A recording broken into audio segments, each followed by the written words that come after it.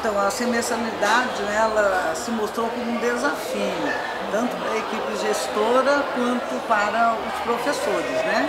Depois de muita discussão e tal, sempre pensando, né, em melhorar, e também como combater a evasão, né, e resolver vários problemas, né, do aluno, nós resolvemos encarar, né, esse desafio. No começo foi assim difícil, até pelo desconhecimento. Nós fomos, enquanto gestora, fazer o curso para tentar entender, outros professores também fizeram o curso, então muitas dúvidas, né, apareceram, então realmente era um desafio, não só para a equipe gestora e professores, mas também para os pais e para os alunos. Então no início foi um pouco, né, difícil para que a gente conseguisse fazer essa conscientização, né, do aluno e esse entendimento de como proceder. Mas valeu a pena. Nós tivemos assim resultados muito bons, né, porque a semestralidade ela traz uma série de vantagens assim, que nós observamos. O fato de que o professor ele passa um tempo maior com o seu aluno, dessa maneira ele conhece mais as suas dificuldades, pode estar trabalhando, né, em cima dessas dificuldades, sempre que necessário. O outro lado também, que o professor, que não pode deixar de lado, é a questão dos diários, né, porque os diários é uma coisa que sempre, né, atrapalhou muito o professor. Está preenchendo o tempo que ele poderia estar trabalhando com outras atividades, preparando aula no preenchimento do diário. E com a semestralidade você tem uma diminuição, né? Você reduz pela metade o diário de classe. Então isso aí foi muito bom, né? Sem falar das várias oportunidades que o aluno tem na questão da avaliação. O professor ele vai aplicando, né, essas avaliações como recuperações, né, durante o processo do ensino-aprendizagem para aqueles alunos. Essa semestralidade ela coloca, né, várias formas para que você recupere esse aluno, né? Então isso facilita.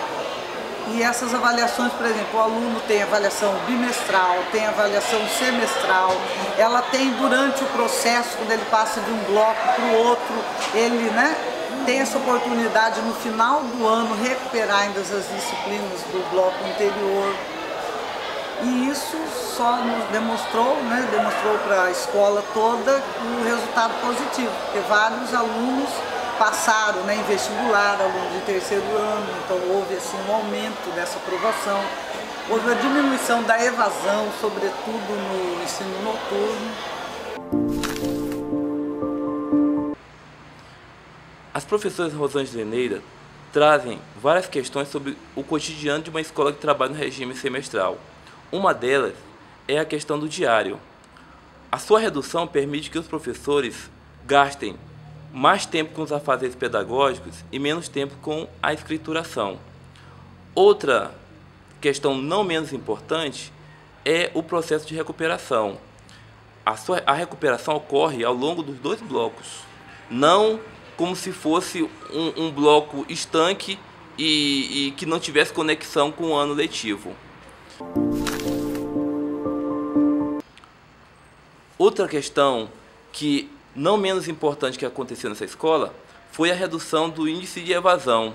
Eles conseguiram ter uma redução bastante significativa do número de alunos que antes desistiam de continuar no ensino médio. E esse foi um dos êxitos que eles tiveram com a implementação da semestralidade nesta escola. Pela minha experiência de 28 anos, o que eu tenho visto é que os alunos têm chegado sem base no ensino médio. O erro está no ensino fundamental e não no ensino médio.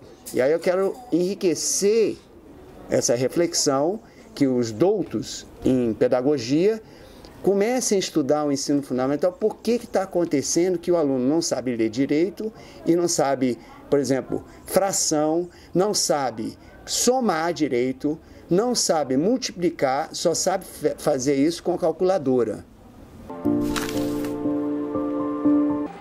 Em relação à preocupação do professor Peter, a organização do trabalho pedagógico nos anos finais dará essa resposta, mas temos que pensar como isso se dará na organização do tempo e espaço no ensino médio e ajudar esses alunos a superar as eventuais lacunas na sua formação.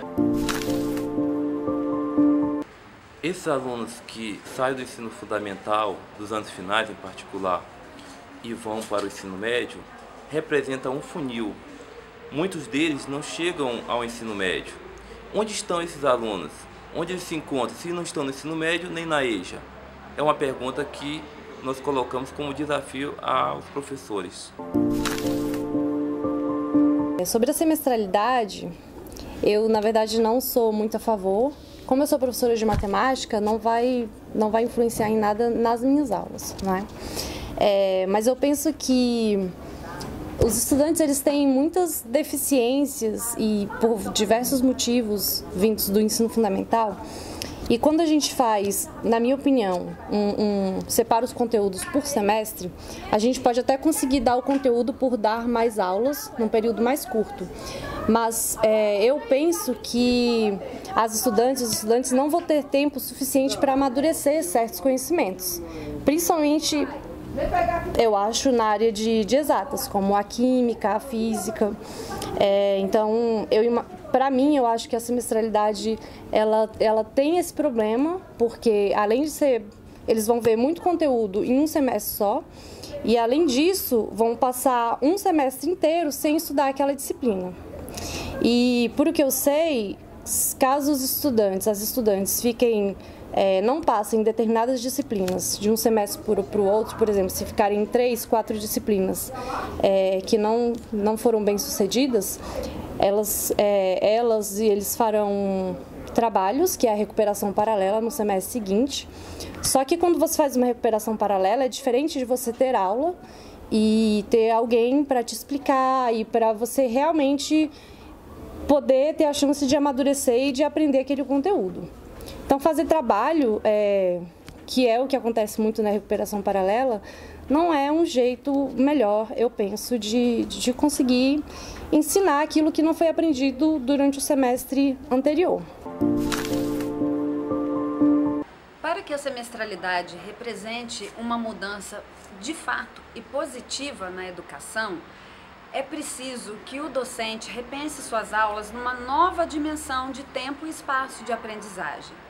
Quando o professor entra na sala 4 vezes por semana, fica claro que ele não pode trabalhar da mesma forma que trabalhava na seriação, quando ele entrava apenas 2 vezes por semana numa mesma turma.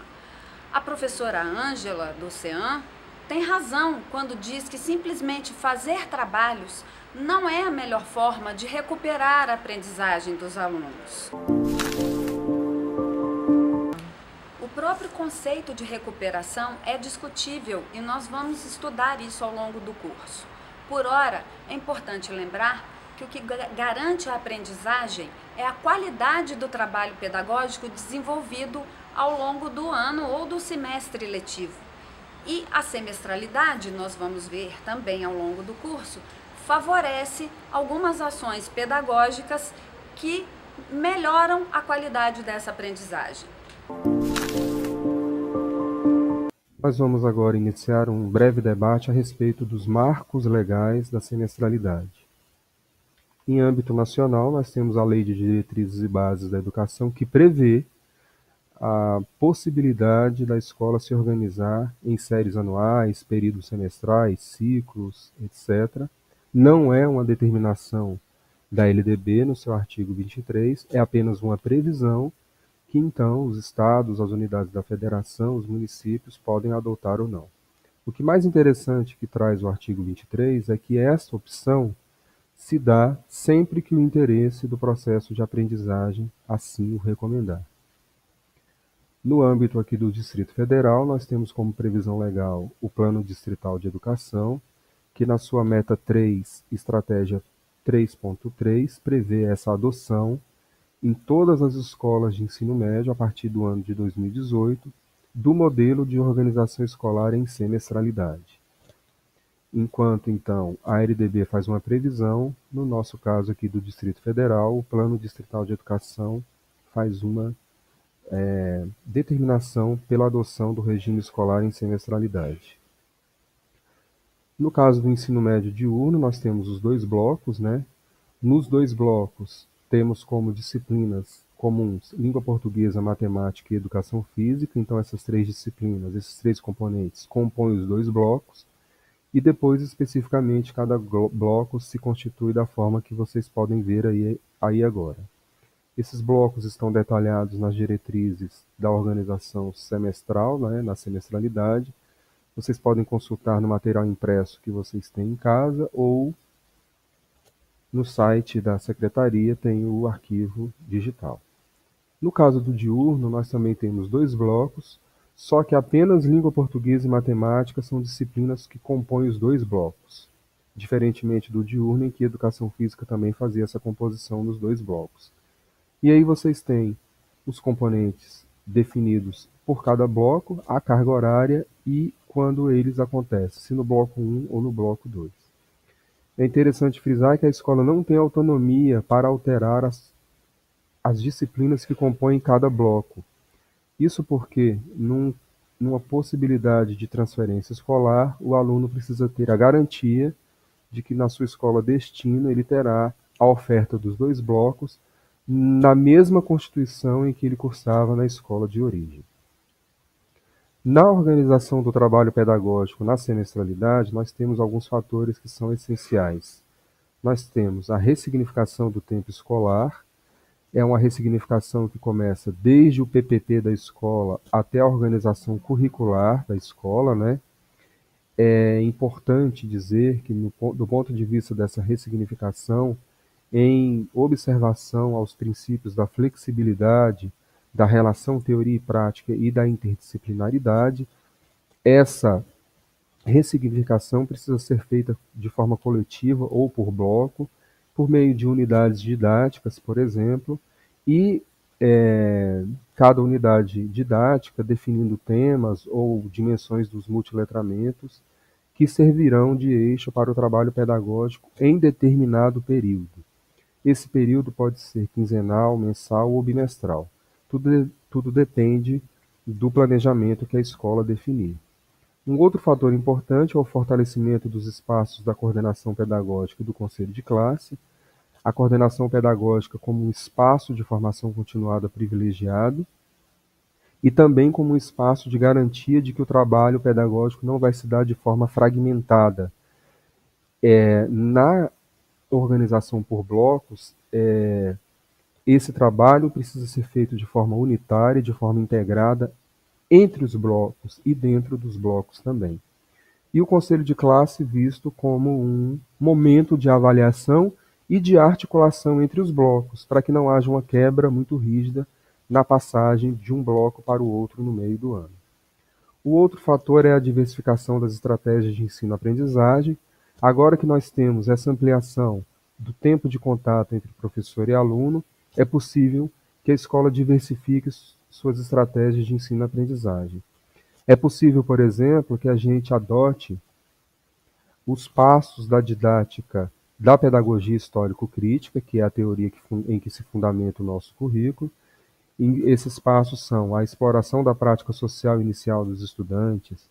Depois dessa prática social inicial explorada, partimos para uma problematização, propomos estudos, que é a instrumentalização, no caso, possibilitamos que os estudantes façam sínteses das suas aprendizagens e depois ressignifiquem a sua prática social inicial.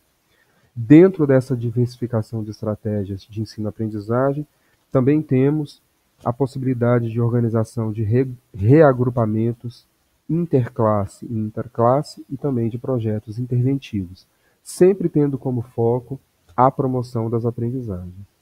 E por último, nós temos a perspectiva de avaliação formativa, que, se diversificarmos seus instrumentos e procedimentos nessa perspectiva formativa, vamos conseguir promover as aprendizagens de todos na escola. Esses 5 elementos estão no cerne da proposta da semestralidade.